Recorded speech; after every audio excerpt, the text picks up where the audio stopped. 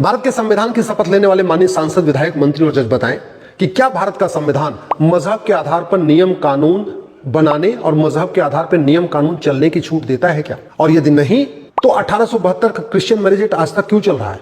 1936 का Parsi marriage act आज तक क्यों चल रहा है? 1937 का शरीयत एक्ट आज तक क्यों चल रहा है? मजहब के आधार पे आज भी लगभग 20 से ज्यादा नियम कानून चल रहे हैं। वो क्यों इसके ऊपर सुप्रीम कोर्ट में चर्चा नहीं हो रही है? क्यों इसके ऊपर संसद में चर्चा नहीं हो रही? मैं संविधान की शपथ लेने वाले माननीय सांसद, विधायक, मंत्री और जज बताएं कि क्या भारत का संविधान मजहब के आधार पर मंत्रालय बनाने की छूट देता है क्या? क्या मजहब के आधार पर माइनॉरिटी कमीशन बनाने की छूट देता है क्या? क्या मजहब के आधार पे स्कूल और कॉलेज चलाने की छूट देता है क्या? क्या मजहब के आधार पे लोन और वजीफा देने की छूट देता है क्या? क्या भारत का संविधान मजहब के आधार पे रिजर्वेशन करने की छूट देता है क्या?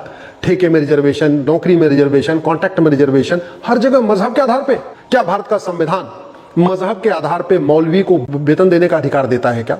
क्या भारत का संविधान मजहब के आधार पर और सरकारी योजनाएं शुरू करने की इजाजत देता है क्या? यदि नहीं तो माननीय सुप्रीम कोर्ट क्यों इस पर मौन है?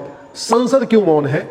सारे संविधान की शपथ लेने वाले मंत्री क्यों मौन है? क्या भारत का संविधान भारत में धर्मांतरण की छूट देता है क्या? क्या भारत का संविधान भारत में घुसपैठियों को बसाने की छूट देता है क्या? क्या भारत का संविधान भारत में घुसपैठियों को रहने की छूट देता है क्या? यदि नहीं तो घुसपैठिए भारत में क्यों है? धर्मांतरण भारत में क्यों हो रहा है?